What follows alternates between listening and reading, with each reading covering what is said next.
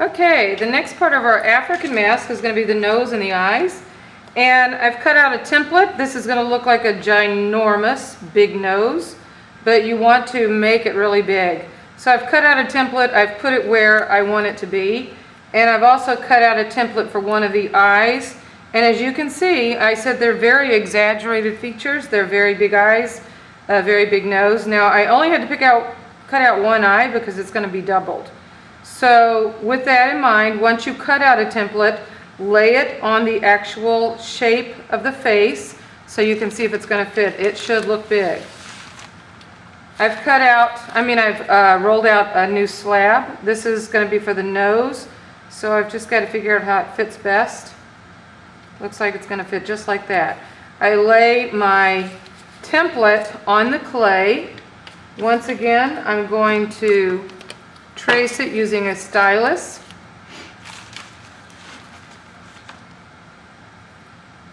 So trace lightly with a stylus, use it as a drawing stick. Now the reason why this nose looks so big is because you have to remember that it's going to become 3D, and that'll take up a whole lot of space. So I've drawn my nose, now I cut it out, and it's on the plastic sheet so it doesn't stick to the table.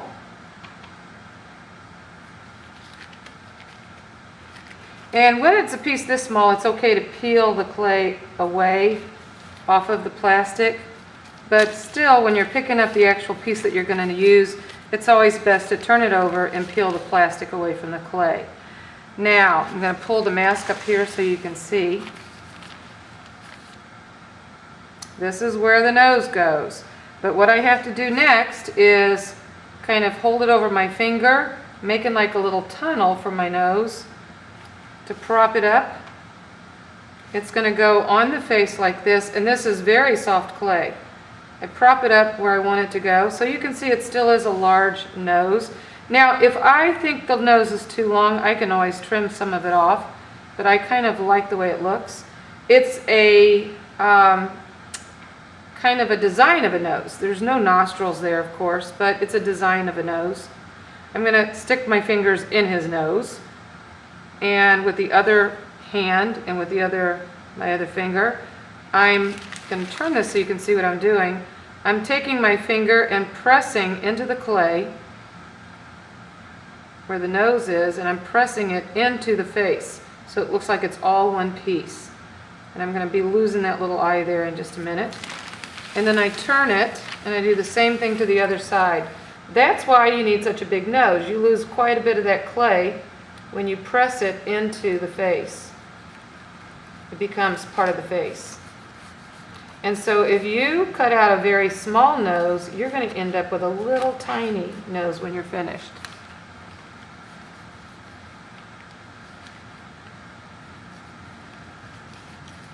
It didn't come out quite as smooth as I wanted, but I think you've got the idea. I now have a three-dimensional form for a nose. And once I've got that on there, I can kind of smooth it the way I want it to go. I'm going to get it a little bit smoother up here. So this is low relief for the mouth and high relief for the nose.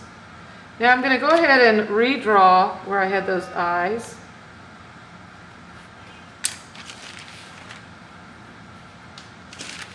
I'm going to remove the mask for a few minutes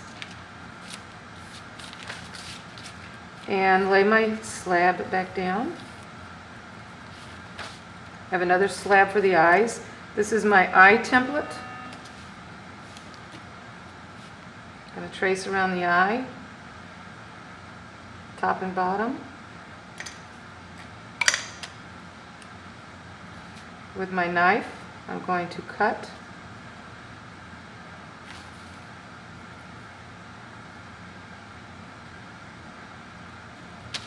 Pull away the excess clay. Now the reason why I only have to cut out one eye is because this is actually going to become an eyelid. So with my knife, I'm going to cut right down the middle, and I now have two eyelids. Take a little bit of extra clay, And I want to cut this clay in half so that I have two eyes that are the same size. So I'm going to roll them both into little marble shapes, and you can actually do this bigger if you want. These are going to be my African mask eyes. I'm going to set these aside for a minute. Pull the face back up so you can see what's going on here. These are going to be the eyes. Now I'm going to kind of flatten them out just a little bit into kind of a disc shape. They're going to be scored. The place where I'm going to put them gets scored. Add water to it.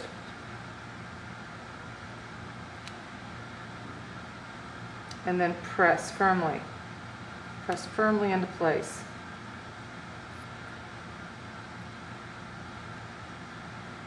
Those are going to be the eyes.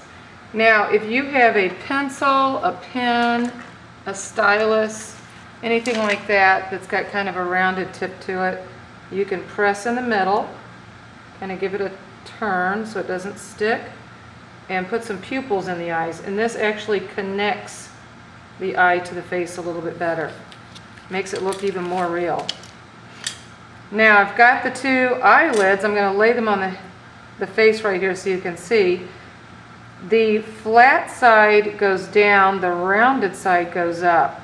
And what I'm doing is I'm creating eyelids. I think this one goes like this. So they're going to go partially over the eye. And I'm going to have to turn this around so you can see. I'll actually turn it sideways first. And with my finger, I'm going to take the top part of this eyelid and press it into the face, just like I did with the nose. So it looks like it's all one piece. And it looks like an eye when you're finished. Now you could actually put a bottom lid on this also if you want to cut out two eyelids. You could put a bottom lid on, but it's really not necessary. And you might not have enough time. Our mask now has a mouth, a nose, and two eyes. And if you press firmly, but don't press too hard, just make sure it's smoothed into the face really well, they will stay very nicely. Now once you've got that done, take your fingers and your hands, kind of press in those edges. As I said, you're not thinning it out, you're not flattening it out. You're just kind of pressing those edges in to get them nice and smooth. The very last part that we're going to do before we add the holes is add texture to the face. And we're going to make some repeated patterns. Using any kind of a texture tool, you're going to add some repeated patterns. And whatever you do on one side, and I will have to turn this to face me so I can do it the other way. Whatever you do on one side, you have to do to the other side, because our African mask should have a symmetrically balanced face. These are texture tools. Almost any tool that you use, a stylus, an actual clay tool, a knife, all of these will make some kind of an indentation in the clay that makes kind of cool designs. Like for example, let me use the knife here. If I use the back of the knife like this, it gives me a different kind of a texture. Almost looks like an eyelash design. And then I have to do the same thing on this side.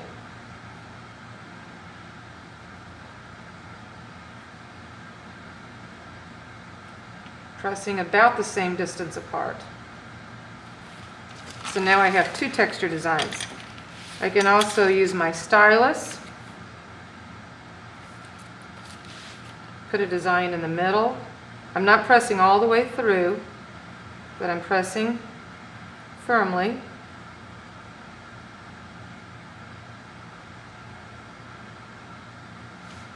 To get some repeated patterns down there. And maybe one more up here at the top.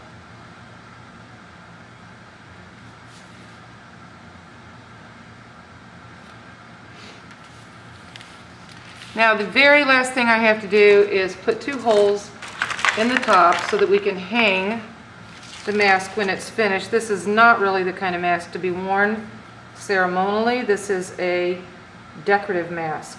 So with a straw, I'm going to drill a hole in the top. And if the clay doesn't come right out, just push it back into the clay and push the straw all the way through, carefully, making sure your clay is not getting too stretched out. And then you want to make it about an equal distance apart on the other side. Now the one thing you need to watch for is that you don't get too close to the edge. It should be about a ½ inch from the edge. If you get your straw too close to the edge, it could possibly crack your clay during the drying stage. All right, there we have it. That's our form. The only thing we have left now to do is to lay it on a cylinder shape to let it dry into a form instead of a flat shape. We're all ready to go. You guys can spend the rest of the class period now working on your African mask. Thank you and have a great time.